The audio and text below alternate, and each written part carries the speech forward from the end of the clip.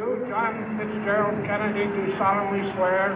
I, John Fitzgerald Kennedy, do solemnly swear.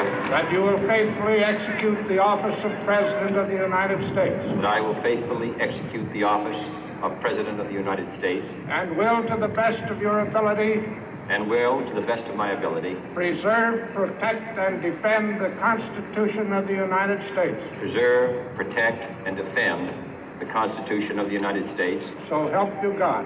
So help me God.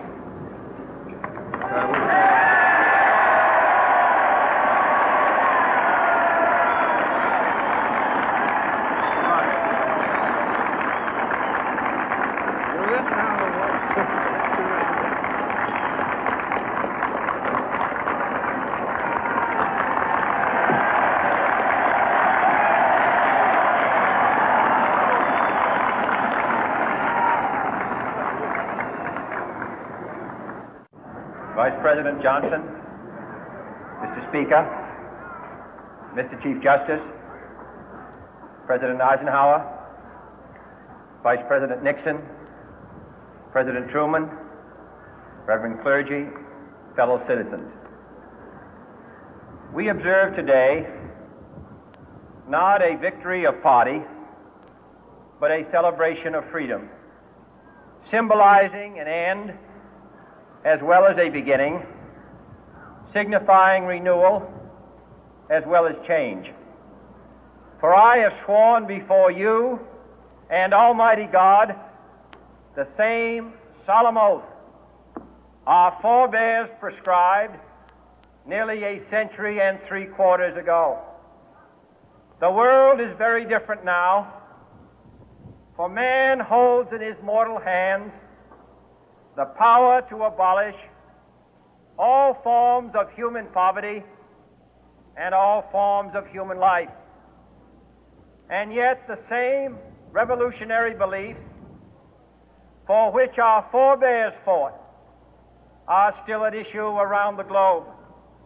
The belief that the rights of man come not from the generosity of the state, but from the hand of God. We dare not forget today that we are the heirs of that first revolution. Let the word go forth from this time and place to friend and foe alike that the torch has been passed to a new generation of Americans born in this century, tempered by war, disciplined by a hard and bitter peace, proud of our ancient heritage, and unwilling to witness or permit the slow undoing of those human rights to which this nation has always been committed and to which we are committed today at home and around the world.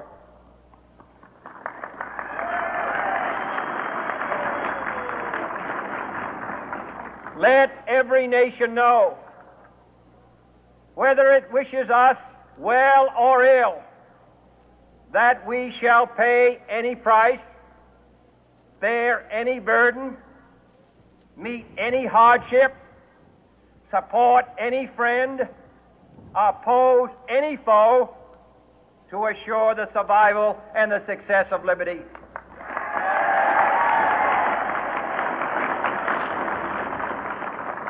This much we pledge and more.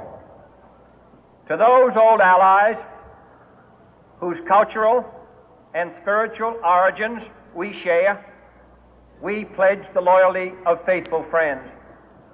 United, there is little we cannot do in a host of cooperative ventures.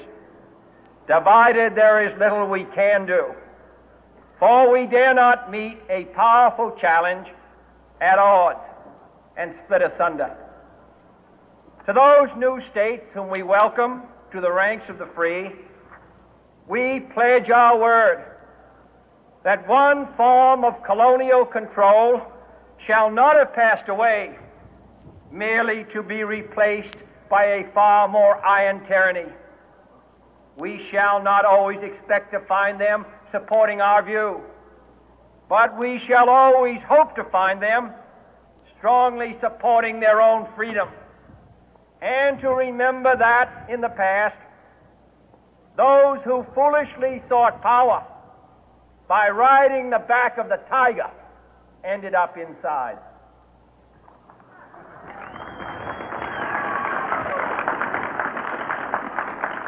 To those people in the huts and villages of half the globe struggling to break the bonds of mass misery, we pledge our best efforts to help them help themselves for whatever period is required, not because the communists may be doing it, not because we seek their votes, but because it is right.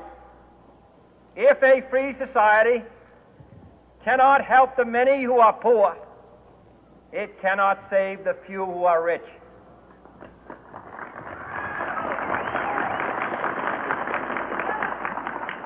To our sister republics south of our border, we offer a special pledge to convert our good words into good deeds, in a new alliance for progress, to assist free men and free governments in casting off the chains of poverty.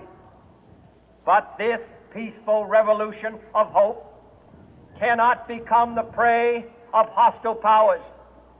Let all our neighbors know that we shall join with them to oppose aggression or subversion anywhere in the Americas.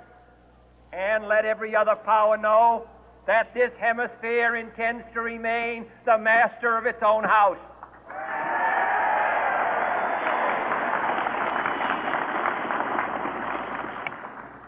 To that world assembly of sovereign states, the United Nations, our last best hope, in an age where the instruments of war have far outpaced the instruments of peace, we renew our pledge of support to prevent it from becoming merely a forum for invective, to strengthen its shield of the new and the weak, and to enlarge the area in which its writ may run.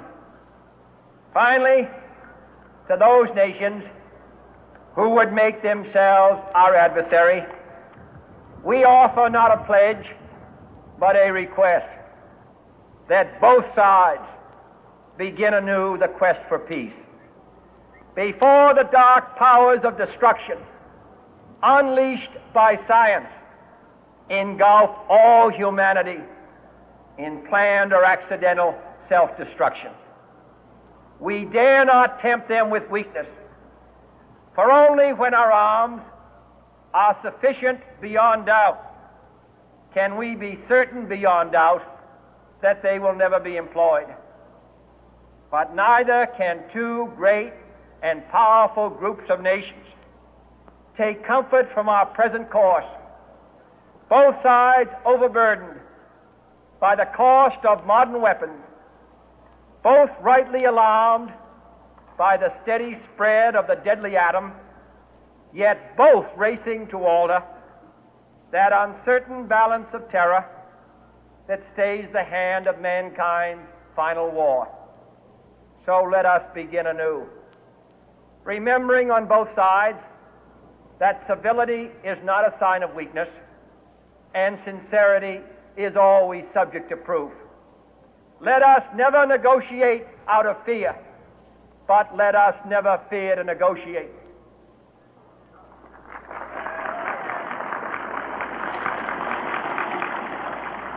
Let both sides explore what problems unite us, instead of belaboring those problems